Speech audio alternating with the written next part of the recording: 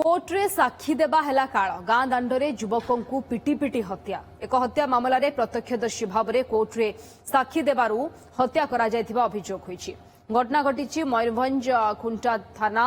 गोड़ी गांव में तेरे मृतक होती कान्हू मढ़ई गत नवेम्बर मसरे धानघेरा गांव में गैस सिलिंडर चोरी करुवा बेले ग्रामवासी माने बापी कोल्हार और कान्हू मढ़ई को धरवा सहित उभयों को माड़ मारी एथिरे बापी कोल्हार मृत्यु होता यह घटन पुलिस 11 जन अभियुक्तों को गिरफ्त कर कोर्ट चालाण करथिला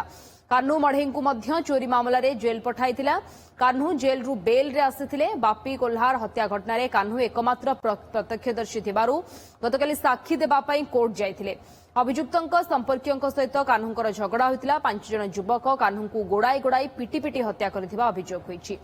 तेरे गोड़ाई गोड़ाई बाड़ेवा सीसीटीवी विजुआल सामना को आसी घटन में पुलिस जन को अटक रखिथिबा बेले अन्य अभियुक्तों को धरिबा पई तदंत जारी रखिछि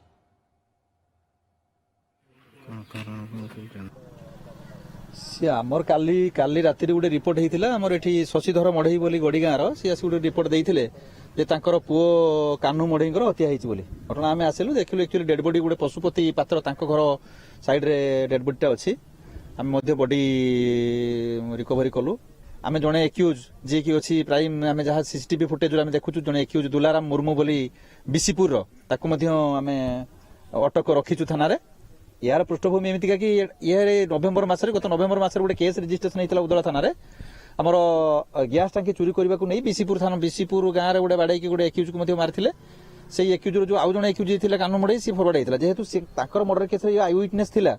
से आई विटनेस से साक्षी देवाई चाहूले बीसीपुर लोक मैंने फर साक्षी देवाई चाहूले